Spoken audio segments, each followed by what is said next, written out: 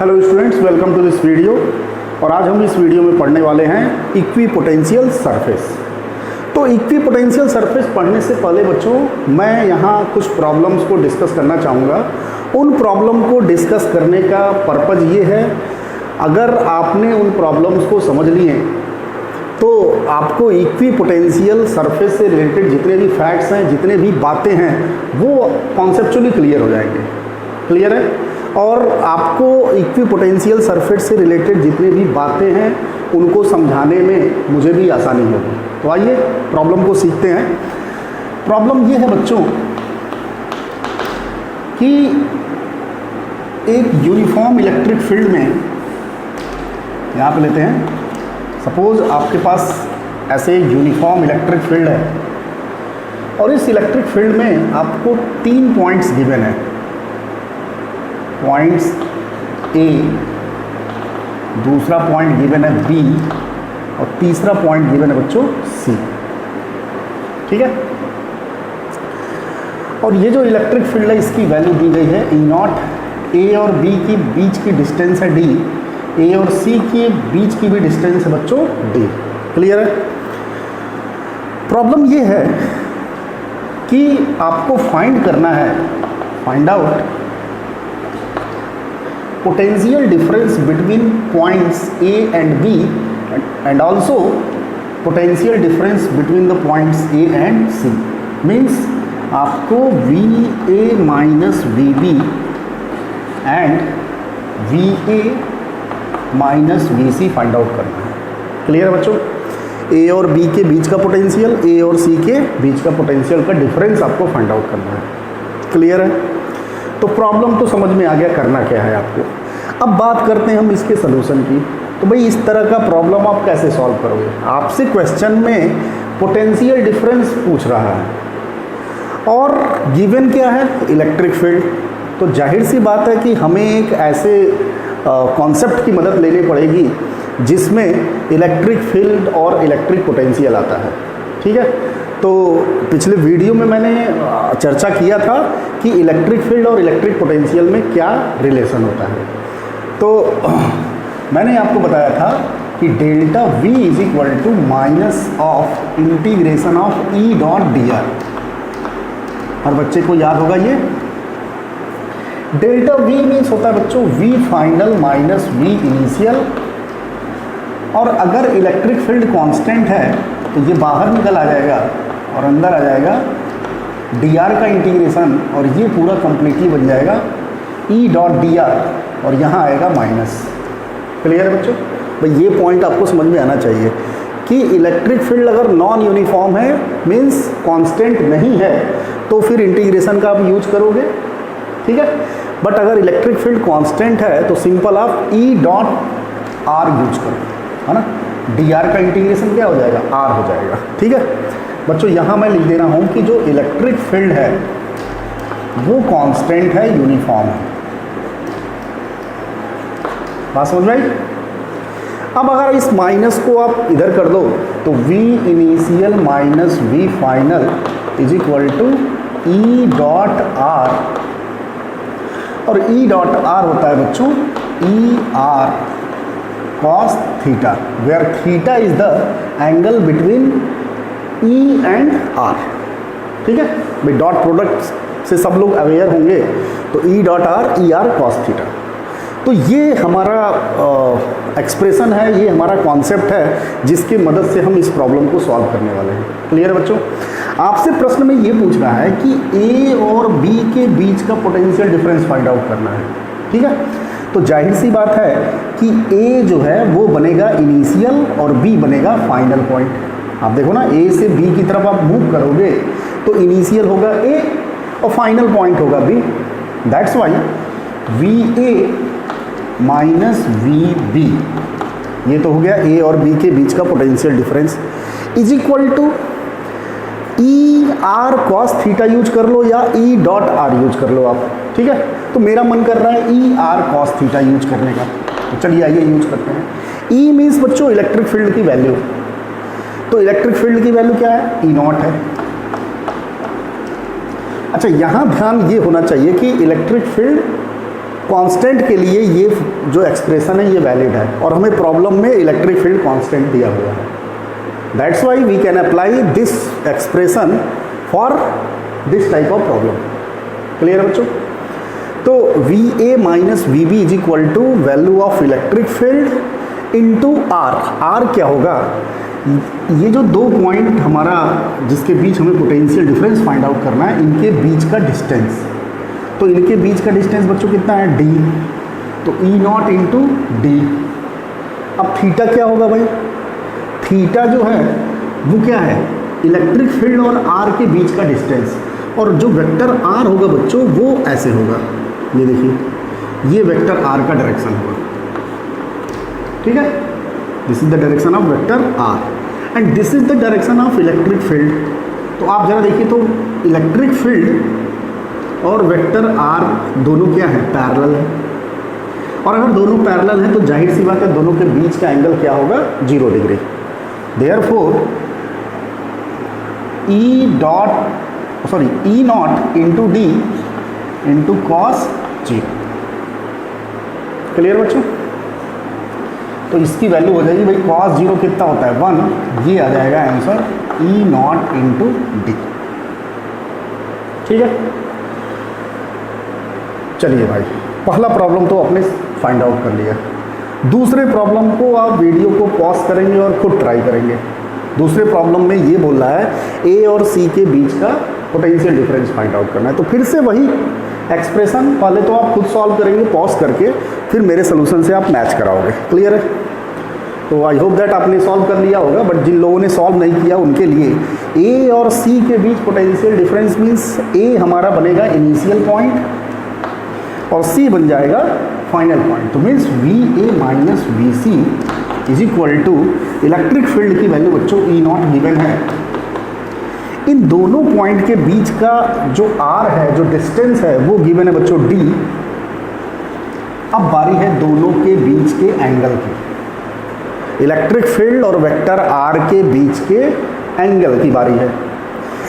तो electric field का तो डायरेक्शन आपको पता है, ये देखिए दिया हुआ है। अब आते हैं वेक्टर आर को ढूंढने। तो ए से सी पे जब आओगे तो आपका जो मूविंग का सेंस होगा वो ऐसे होगा। दैट्स वाई जो डायरेक्शन होगा आर का वो होगा बच्चों ये। This is the direction of R. अब मुझे आप ये बताइए, वेक्टर आर इधर है, वेक्टर ई इधर है, तो जाहिर सी बात है बच्चों इन दोनों के बीच का जो एंगल बनेगा वो साफ साफ दिख रहा है हमें 90 डिग्री। क्लियर है? तो cos 90, cos 90 बच्चा जानता है 0 होता है। Therefore V A minus V C की वैल्यू क्या आ जाएगी बच्चों? 0 आ जाएगी। बात समझ में आई? Means potential difference between point A and C will be 0। ठीक है, आप इसको दूसरे शब्द में कह सकते हो कि ए और सी का पोटेंशियल क्या होगा बच्चों? सेम होगा। ए और सी के बीच का पोटेंशियल क्या होगा? सेम होगा। बात समझ में आई? तो आई होप दैट बच्चों ये पूरा प्रॉब्लम और प्रॉब्लम का सलूशन आपको समझ में आ गया होगा। ठीक है, अब देखिए इसी प्रॉब्लम की मदद से मैं आपको इक्विपोटेंशियल सरफेस को कैसे समझा रहा हूँ। ठीक है, तो सबसे पहले तो आप पॉज करके इस प्रॉब्लम को नोट करेंगे और फिर मैं आपको समझाऊंगा कि इक्विपोटेंशियल सरफेस क्या होता है। ठीक है, और इक्विपोटेंशियल सरफेस समझाने के बाद इसी तरह का 2 प्रॉब्लम मैं और सॉल्व करवाऊंगा आपसे। ठीक है, तो सबसे पहले पॉज करिए और इसको नोट कीजिए।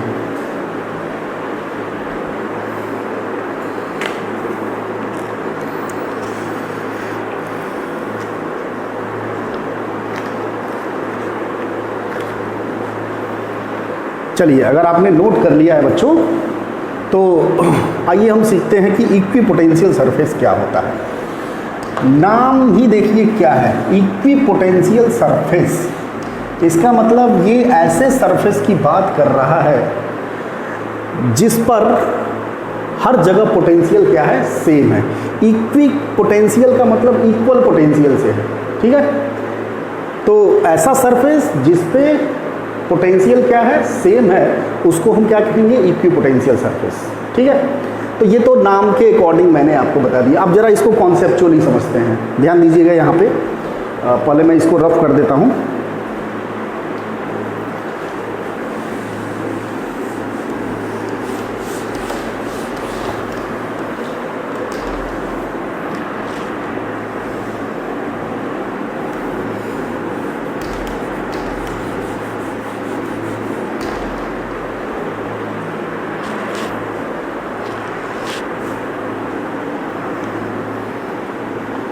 ये हमारा था इलेक्ट्रिक फील्ड,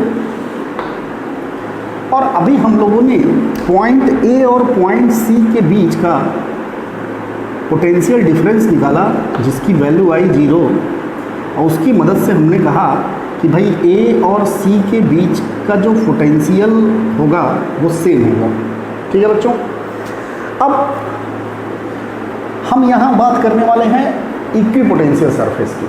ठीक, अब मैं इन दोनों पॉइंट से होता हुआ एक ऐसा सरफेस बना रहा हूँ। भाई मैं अब जा रहा हूँ एक ऐसा प्लेन बनाने, एक ऐसा सरफेस बनाने जिस पर ये दोनों पॉइंट्स लाई करेंगे। ठीक है, तो ध्यान से देखिएगा, थोड़ा सा 3D व्यू है। ये देखिए मैंने एक प्लेन ऐसे बनाया,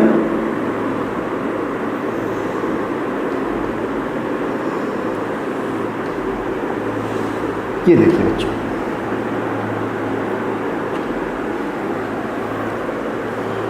ठीक है। और इसको थोड़ा सा ये देखिए, हमने एक ऐसा प्लेन लिया, एक्चुअल में ये ऐसे है, बट इसको मैं बोर्ड पे नहीं बना सकता हूँ, तो इसका 3D व्यू मैंने ऐसे बनाया है।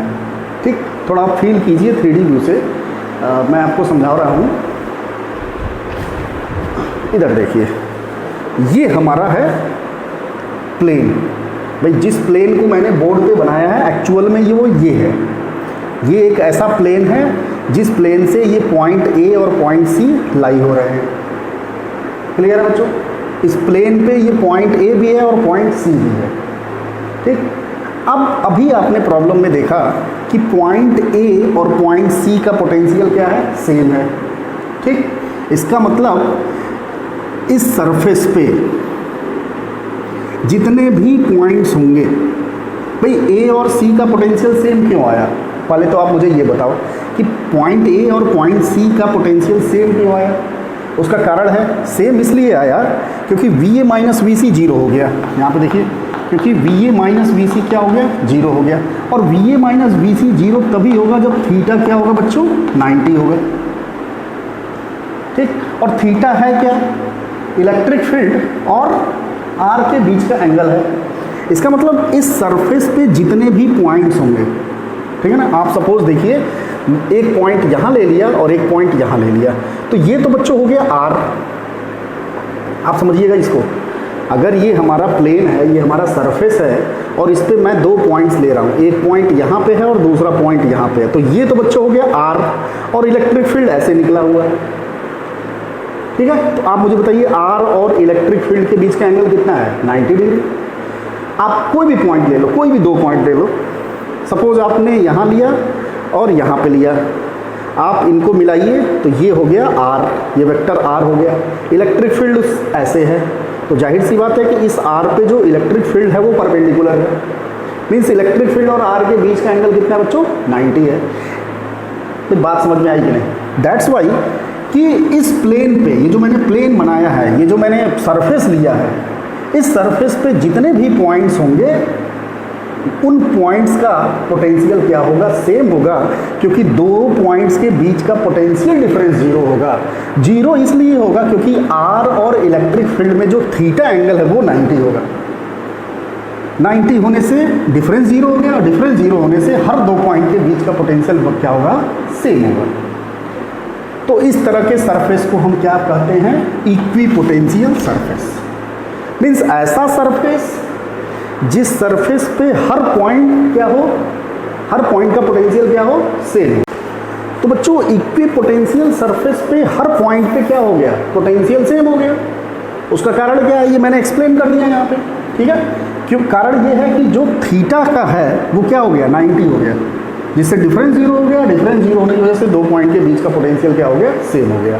ठीक है, मतलब आप इक्विपोटेंशियल सरफेस को ऐसे भी डिफाइन कर सकते हो कि इक्विपोटेंशियल सरफेस बेसिकली एक ऐसे पॉइंट का लोकस है जिस पर पोटेंशियल क्या है, हर जगह इक्वल है ना। तो उस लोकस को आप क्या कहोगे, इक्विपोटेंशियल सरफेस कहोगे। भाई वो लोकस जिस सरफेस पे लाई करेगा, जहाँ जहाँ लाई करेगा, उस सरफेस को आप क्या कहोगे, इक्विपोटेंशियल सरफेस। ठीक है, तो नाम से ही पता चल रहा है बच्चों, इक्विपोटेंशियल सरफेस मीन्स उस सरफेस पे हर पॉइंट का पोटेंशियल क्या होगा, सेम होगा। क्लियर है। अब जरा इसकी कुछ विशेषताएं हम देखते हैं कि इक्विपोटेंशियल सरफेस का क्या खास बात है।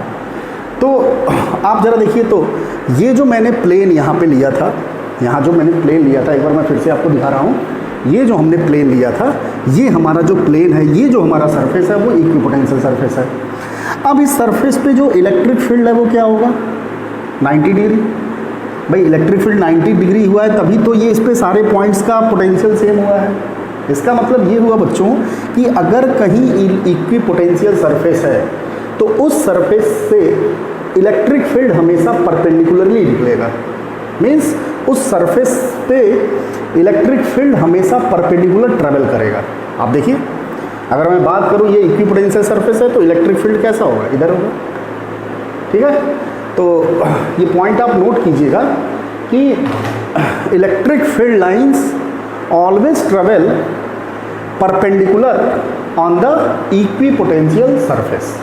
ठीक है, मीन्स अगर हम बात करें किसी प्लेन सरफेस की ऐसे, और मैं पूछूं और मैंने इसको कहा कि भैया ये इक्विपोटेंशियल सरफेस है, ठीक है, मैंने इसको कहा कि ये इक्विपोटेंशियल सरफेस है, तो अगर ये इक्विपोटेंशियल सरफेस है और मैं बोलूं कि इलेक्ट्रिक फील्ड लाइंस ड्रॉ कीजिए, तो जाहिर सी बात है कि बच्चे ऐसे बनाएंगे, इलेक्ट्रिक फील्ड लाइंस ऐसे बनाएंगे जो इस प्लेन पे क्या हो, परपेंडिकुलर हो। ठीक है ना, आप देखिए इस प्लेन पे क्या है, 90 डिग्री है, 3D व्यू है, एक्चुअल में ये प्लेन ऐसे है, ये इलेक्ट्रिक फील्ड लाइंस है। क्लियर है बच्चों। तो आई होप दैट आपको इक्विपोटेंशियल सरफेस समझ में आ गया होगा। ठीक है, तो जो भी मैंने बातें बताई, वीडियो को पॉज कीजिए और अपने लैंग्वेज में, अपनी भाषा में खुद लिखिए, है ना, कि इक्विपोटेंशियल सरफेस ऐसे पॉइंट का लोकस है जहाँ पर पोटेंशियल क्या होता है, सेम होता है। और दूसरा जो और सबसे महत्वपूर्ण जो बात है, इलेक्ट्रिक फील्ड लाइंस हमेशा इक्विपोटेंशियल सरफेस के क्या होगा, परपेंडिकुलर होगा। क्लियर है बच्चों। तो मैं इसको रफ करता हूँ। अगर मैं बात करूँ एक पॉइंट चार्ज की, अगर मैं एक पॉइंट चार्ज की बात करूँ, यहाँ देखिए, सपोज हमारे पास कोई पॉइंट चार्ज है +Q, और मैं बात करूं कि फील्ड लाइंस कैसे यहाँ पे होंगे, तो सब बच्चा जानता है कि electric field lines point charge के लिए, पॉजिटिव चार्ज के लिए ऐसे होता है।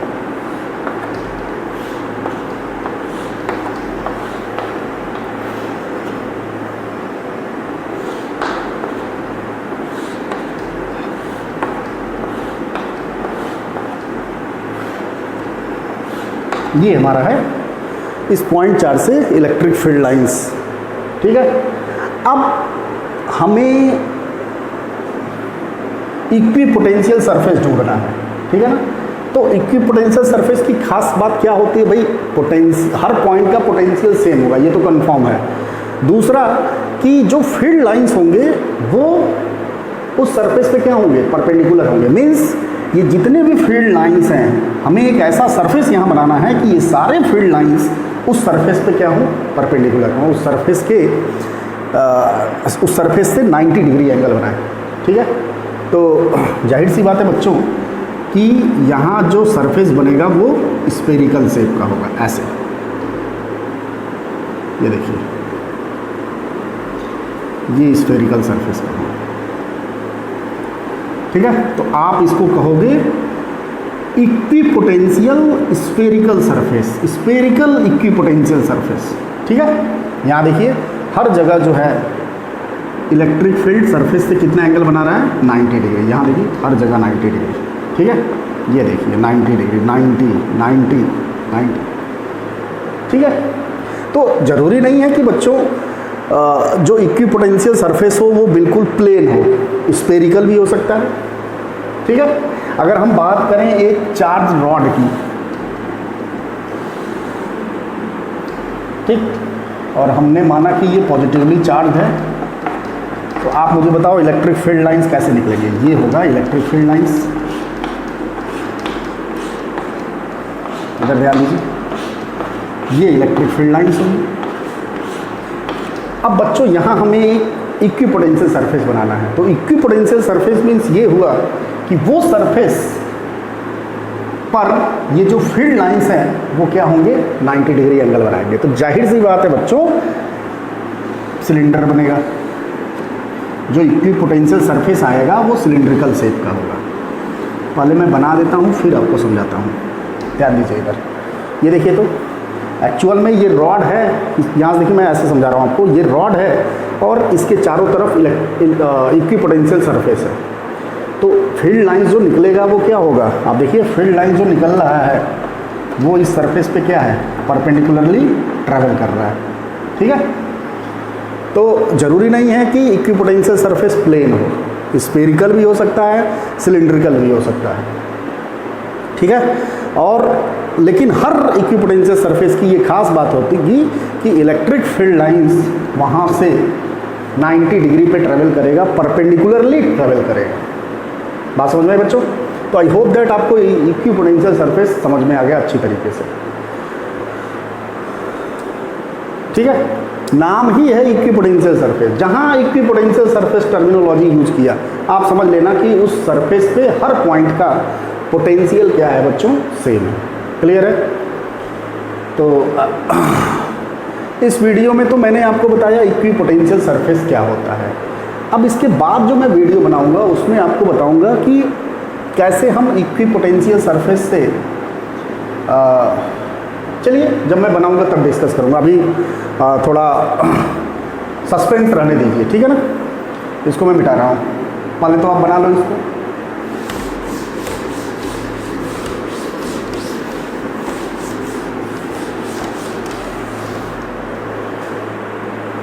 आइए कुछ न्यूमेरिकल्स और करते हैं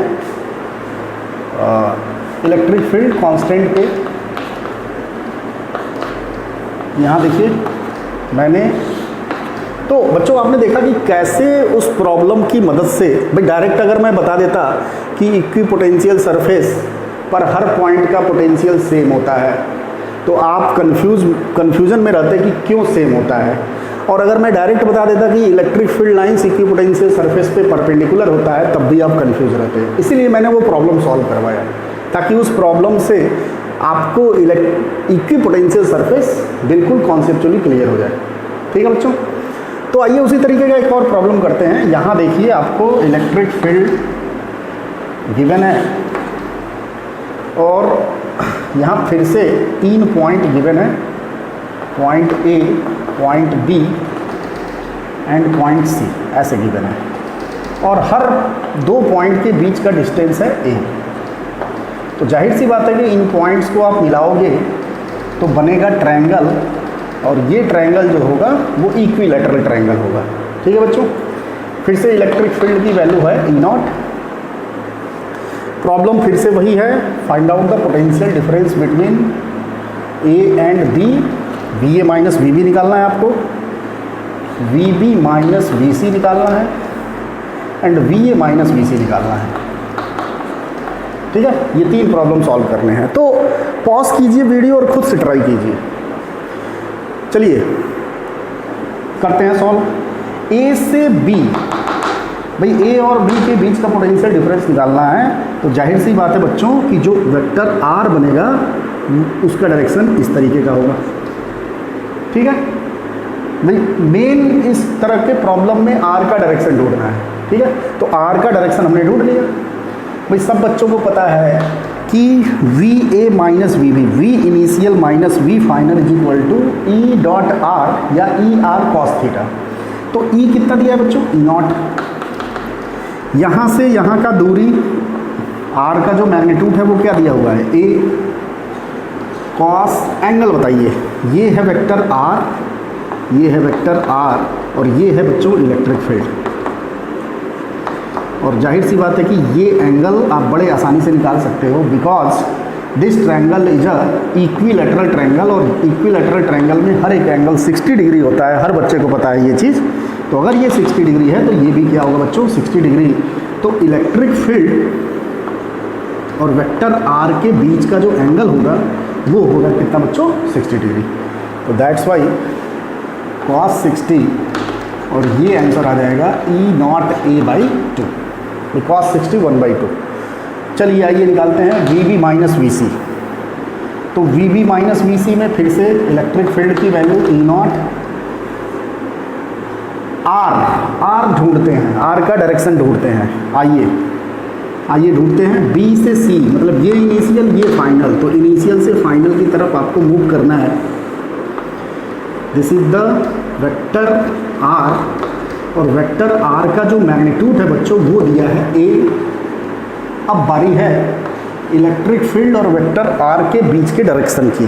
तो चलिए, अगर ये वेक्टर R है और ये एंगल E0 है, बात को समझिएगा, अगर ये एंगल क्या है, E0 है, तो जाहिर सी बात है कि इन दोनों के बीच का एंगल ये होगा, ठीक है। अब ये जो एंगल होगा वो कितना होगा भाई, ये एंगल 60 डिग्री है, तो ये भी कितना होगा, 60 डिग्री, ठीक है। तो E से R जो एंगल बनेगा बच्चों वो बनेगा ये। आप देखिए जरा एंगल लेने का सेंस देखिए, यहाँ जो एंगल आपने लिया था 60 डिग्री, उसका लेने का जो सेंस था वो ऐसे था, मीन्स आपने एंटी क्लॉक में लिया और वहाँ लिखा 60। यहाँ जो एंगल आप ले रहे हो उसका सेंस अपोजिट है, क्लॉक वाइज सेंस में है। तो जाहिर सी बात है कि यहाँ पे आप 60 ना लिख के आप -60 लिखो, ठीक है भाई। एंगल का सेंस बड़ा ही इसमें इंपॉर्टेंट रोल रखेगा, जहाँ आपने गड़बड़ किया फिर पूरा सोल्यूशन गड़बड़ हो जाएगा। तो अगर आप इस सेंस को पॉजिटिव बोलते हो तो जाहिर सी बात है इस सेंस को आपको निगेटिव बोलना पड़ेगा। तो यहाँ -60 होगा, हालांकि बाय डिफ़ॉल्ट अगर आप 60 भी लिखते तब भी आपका आंसर सही आता, because cos -60 is equal to the plus cos 60। तो यहाँ आंसर आ गया बच्चों E0a/2, ठीक है। अब VA माइनस VC आप खुद ट्राई कर लीजिएगा। मैं यहाँ एक प्रॉब्लम आपको बता रहा हूँ, VC माइनस VB निकालिए, ठीक। क्वेश्चन मेरा ये है कि VC माइनस VB आपको निकालना है। तो आप कहोगे सर ये तो बहुत आसान है, हमें VB माइनस VC तो पता है, E0a/2, मैं VC माइनस VB पूछ रहा हूँ। तो सर आप क्या करो कि माइनस का मल्टीप्लाई बोथ साइड कर दो इस इक्वेशन के लिए। तो जाहिर सी बात है कि माइनस मल्टीप्लाई करोगे इधर तो VC माइनस VB होगा, और उधर बच्चों बनेगा -E0a/2, ठीक है। तो आपने VC minus VB find out कर लिया with the help of VB minus VC। But अगर कोई बच्चा जो मैंने बेसिक तरीका बताया उससे अगर सॉल्व करना चाहे तो कैसे करेगा, ठीक है। तो ज़रा सब बच्चे ध्यान से देखेंगे, इसको मैं थोड़ा साफ साफ बना दे रहा हूँ।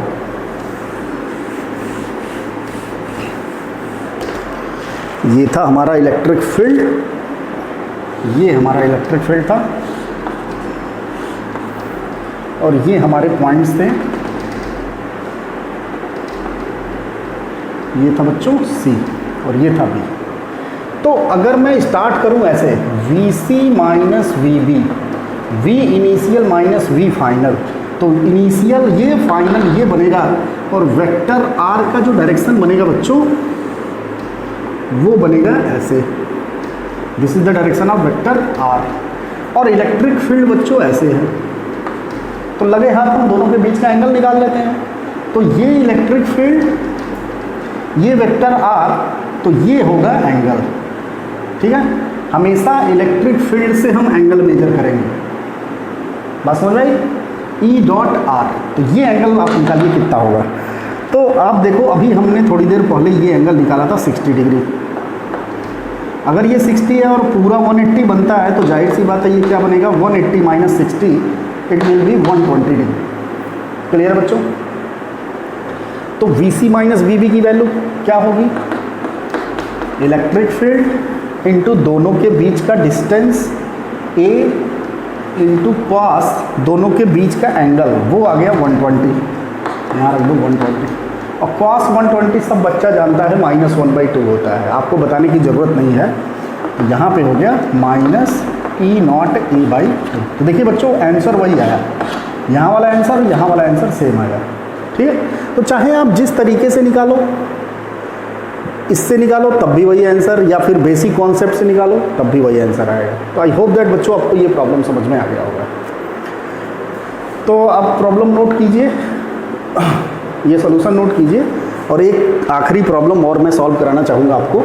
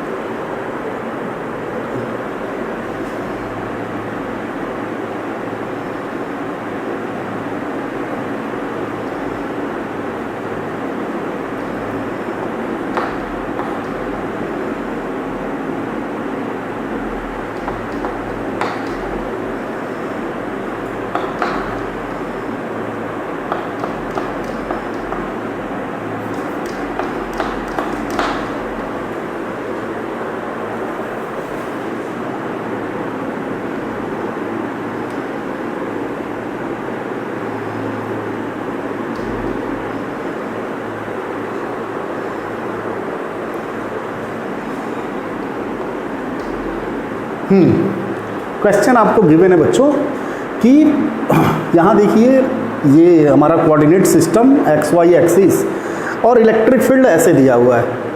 ठीक है, और इलेक्ट्रिक फील्ड बच्चों इस X एक्सिस से 45 डिग्री एंगल बना रहा है। ठीक है, आपको ये दो पॉइंट दिया है, पॉइंट A और पॉइंट B, जिसका कोऑर्डिनेट दे रखा है 1 और 2 और B का 5 और 5, और आपको क्वेश्चन में ये पूछ रहा है कि find out the potential difference between point A and B। Clear है बच्चों? तो आइए स्टार्ट करते हैं। ये प्रॉब्लम बिल्कुल पुराने प्रॉब्लम की तरह है, बट यहाँ थोड़ा सा आपको वेक्टर का कॉन्सेप्ट यूज करके इस प्रॉब्लम को सॉल्व करना पड़ेगा। हो सकता है कुछ बच्चों के दिमाग में इसका सलूशन भी आ गया होगा। तो आइए स्टार्ट करते हैं बच्चों।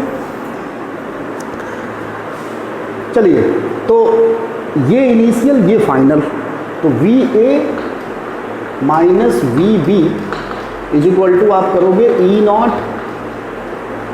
E0 इन दोनों पॉइंट के बीच का डिस्टेंस, और डिस्टेंस ये होगा और इधर ही होगा बच्चों R वेक्टर का direction. This is the direction of vector R। तो आप मुझे बताओ ये डिस्टेंस कितना है? आपको नहीं पता है? अगर मैं पूछूं, चलिए डिस्टेंस अगर आपने फाइंड आउट भी कर लिया, तो फिर इन दोनों के बीच का एंगल आप नहीं निकाल पाओगे। इलेक्ट्रिक फील्ड और वेक्टर R के बीच का जो एंगल है उसको फाइंड आउट करना आपके लिए थोड़ा मुश्किल हो जाएगा। बट जो बच्चे वेक्टर में जिनका कॉन्सेप्ट स्ट्रांग है वो एंगल फाइंड आउट कर लेंगे। ठीक है, तो चलिए आपके दिमाग में अगर कोई आइडिया है तो आप उससे सॉल्व कीजिएगा। मैं जैसे बताने जा रहा हूँ उसको आप ध्यान से सुनेंगे। तो बच्चों अब तक हम लोगों ने ये यूज कर रहे थे ER cos थीटा, ये एक्सप्रेशन हमने यूज किया। ठीक है, और ये एक्सप्रेशन बच्चों आया था E.R से, E.R से। तो क्यों ना हम E.R का कॉन्सेप्ट यूज करें। तो VA minus VB is equal to E.R। अब कहोगे सर वेक्टर E तो हमको पता ही नहीं है भाई, जो इलेक्ट्रिक फील्ड है उसका मैग्नीट्यूड दिया है, तो सर हमें तो इसका वेक्टर फॉर्म नहीं पता है, हमें R का भी वेक्टर फॉर्म नहीं पता है। बट अगर आप ध्यान से देखो तो इलेक्ट्रिक फील्ड को आप वेक्टर के फॉर्म में लिख सकते हो। भाई यहाँ देखिए मैं बता रहा हूँ आपको, एक्चुअल में इसको थोड़ा सा मैं इसका छोटा डायग्राम यहाँ बना के आपको समझा रहा हूँ। हमें जो एक्सिस दिया है वो ऐसे दिया है, ये है x और ये है y, और इलेक्ट्रिक फील्ड बच्चों दिया है ऐसे। ई नॉट और ये एंगल दिया है 45। तो क्या आप इलेक्ट्रिक फील्ड का वेक्टर फॉर्म लिख सकते हैं? बिल्कुल लिख सकते हैं। और किसी भी क्वांटिटी का वेक्टर रूप लिखने के लिए, वेक्टर फॉर्म लिखने के लिए सबसे बढ़िया, सबसे मजबूत जो टूल होता है, सबसे इजी जो टूल होता है, वो होता है बच्चों यूनिट वेक्टर। तो with the help of unit vector we can write vector form of electric field. कैसे भाई? कि अगर मैं इस इलेक्ट्रिक फील्ड का, इस वेक्टर का x कंपोनेंट निकाल लूँ Ex और y कंपोनेंट निकाल लूँ, तो हमारे लिए इलेक्ट्रिक फील्ड का वेक्टर रूप लिखना बड़ा ही इजी हो जाएगा और ये हो जाएगा Exi cap plus Eyj cap. ठीक है बच्चों? तो आप ज़रा देखिए, तो इसका इस डायरेक्शन में कंपोनेंट कितना होगा भाई? अगर ये वेक्टर ई नॉट है तो इस डायरेक्शन में कंपोनेंट कितना होगा बच्चों? E not cos 45। ठीक है? तो Ex की वैल्यू क्या आएगी बच्चों? ई नॉट कॉस 45 और Ey की वैल्यू आ जाएगी ई नॉट साइन 45। बच्चा जानता है कि कैसे हम रिजॉल्व करते हैं किसी वेक्टर को। ठीक है बच्चों? और cos 45 होता है 1/√2। इसलिए जो वेक्टर E बनेगा बच्चों, वो क्या बनेगा? अगर हम बात करें वेक्टर E की, तो वो बन जाएगा Ex की वैल्यू आ गई E0/√2 I cap plus Ey की भी वैल्यू आ गई E0/√2 जे कैप। बात समझ में आ रही है? तो ये तो हमारा हो गया वेक्टर E। अब आते हैं हम अपने वेक्टर R पे। तो बच्चों अगर इस पॉइंट से इस पॉइंट की तरफ मूव कर रहे हो और ये बन गया बच्चों वेक्टर R, तो इस वेक्टर R को क्या कहते हो आप? Differential vector. और वो आप कैसे निकालते हो? R2 माइनस R1 से। ठीक है? तो अगर वेक्टर आपको निकालना है तो आप कैसे निकालोगे? RB minus RA। भाई अगर आप AB वेक्टर को निकालना चाहो तो आप कैसे निकालोगे? RB vector minus vector RA। Clear है बच्चों? अब बताइए मुझे RB वेक्टर क्या होगा? तो देखिए x कंपोनेंट में 5 दिया है भाई, x डायरेक्शन में वैल्यू कितना दिया है? 5 और y में दिया है 5। तो ये हो जाएगा बच्चों 5i प्लस 5j और RA 1 और 2 दिया हुआ है, ये हो जाएगा i plus 2j। I hope that आपको ये समझ में आया होगा। अब इसको आप सब्ट्रैक्ट कीजिए तो कितना आ गया? 4i plus 3j। ठीक है बच्चों?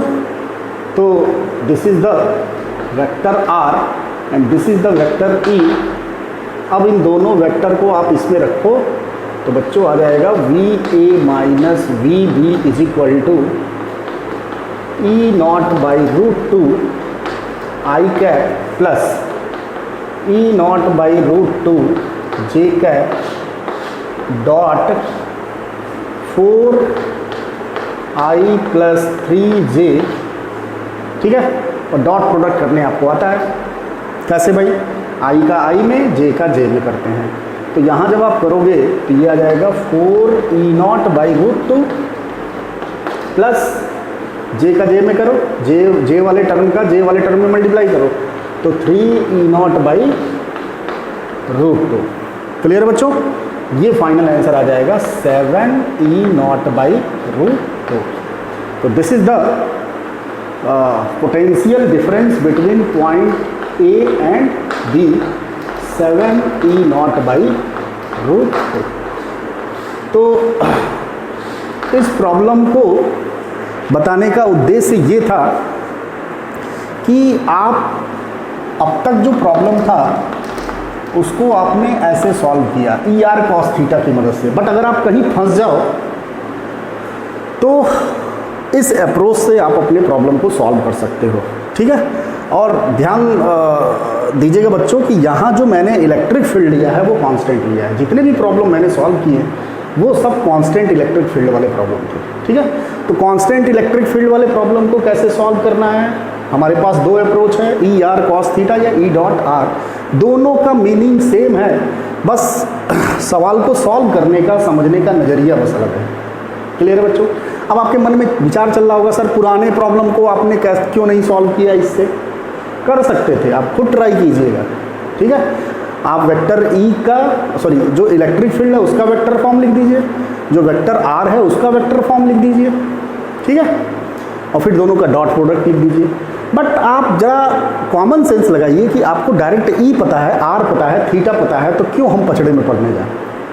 ठीक है, हम पचड़े में तब पढ़ेंगे जब हमारे पास आर की वैल्यू नहीं होगी और थीटा की वैल्यू नहीं होगी, तो हम इस अप्रोच से अपने प्रॉब्लम को सॉल्व करेंगे।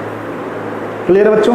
तो आई होप दैट ये प्रॉब्लम समझ में आया होगा आपको, और इन प्रॉब्लम की मदद से इक्विपोटेंशियल सरफेस क्या होता है ये आपको समझ में आ गया होगा बहुत ही अच्छे तरीके से।